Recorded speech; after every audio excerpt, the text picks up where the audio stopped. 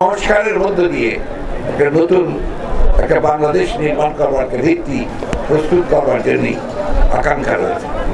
আপনারা জানেন, আমরা 2 বছর আগে থেকে আমরাও এই রাষ্ট্র কাঠামো পরিবর্তনের জন্য 31 দফা দিয়েছিলাম। সেই 31 দফার পক্ষে আমরা আন্দোলন করছি, সংগ্রাম করেছি।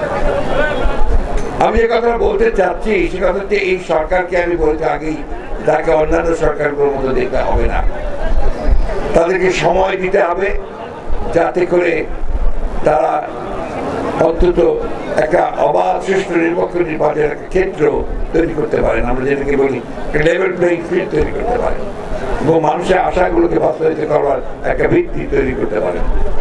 যাকে দায়িত্ব আমরা দিয়েছি তিনি হচ্ছেন এই দেশের একজন অত্যন্ত বরেণ্য ব্যক্তিত্ব, নোবেল পুরস্কার প্রাপ্ত আমাদের প্রফেসর ডক্টর ইউনূস।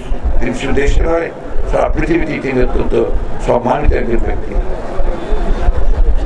তারা শুরু করেছেন, আমি মনে করি যে অত্যন্ত ভালোভাবে শুরু করেছেন, কারণ একটা ধ্বংসপ্রাপ্ত প্রশাসন, বিশেষ করে পুলিশ প্রশাসন একেবারেই ধ্বংসপ্রাপ্ত, সেখান থেকে আইন শৃঙ্খলা রক্ষাকে পরিস্থিতিকে একটু স্বাভাবিক করে তোলা, সেই সঙ্গে আপনার নির্বাচনের জন্য সামনের দিকে এগিয়ে যাওয়া এবং যারা ফ্যাসিবাদী শোষণ করেছে, শাসন করেছে, যারা হত্যা করেছে, গণহত্যা করেছে, তাদেরকে বেছে বেছে বের করে তাদেরকে কারাগারে নেওয়া, আইনের আওতায় নিয়ে আসা, এই বিষয়গুলো কিন্তু তারা খুব দ্রুততার সঙ্গেই করছেন বলে আমি মনে করি। সেই সঙ্গে ইতিমধ্যে আপনারা জানেন যে 6টি কমিটি তারা তৈরি করেছে সংস্কারের জন্য, তারা কাজ শুরু করেছেন। তার মধ্যে নির্বাচন ব্যবস্থাকে সংস্কার, সংবিধান সংস্কার এবং অন্যান্য বিষয়গুলো রয়েছে। তো সেই ক্ষেত্রে অবশ্যই আমাদেরকে একটু সহনশীল হয়ে এই সংস্কারের বিষয়গুলোকে যেন তারা শেষ করতে পারেন, সেই সময়টুকু আমাদেরকে তাদেরকে অবশ্যই দেওয়া উচিত। অন্যদিকে আপনার একটু বাংলাদেশের মানুষের একটা আপনার চারিত্রিক বৈশিষ্ট্য আছে, একটু অসহিষ্ণু, সহনশীলতার অভাব আছে। সবাই মুহূর্তের মধ্যে ভাবছে 3 মাসেই সমস্ত কিছু সুন্দর হয়ে যাবে।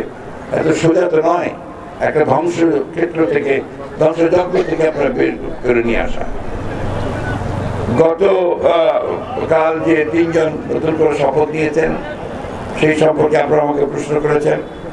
আমি শুধু এটুকু বলতে চাই এই ক্ষেত্রে যে বিতর্কিত কোনো ব্যক্তিকে এই আপনার অন্তর্বর্তীকালীন সরকারে নেওয়ার ব্যাপারে অবশ্যই যারা আমাদের দায়িত্বে রয়েছেন, বিশেষ করে ডক্টর ইউনূস, তাদের এগুলো ব্যাপারে তাদেরকে চিন্তা করতে হবে, যাতে করে নতুন করে বিতর্ক সৃষ্টি না হয় সেই বিষয়টা লক্ষ্য রাখতে হবে। আমি সবাইকে অনুরোধ করব যে বিষয়গুলোকে রাজপথে না নিয়ে গিয়ে আমরা আলোচনার মধ্যে আপনার বিষয়গুলোকে সমাধান করতে পারি।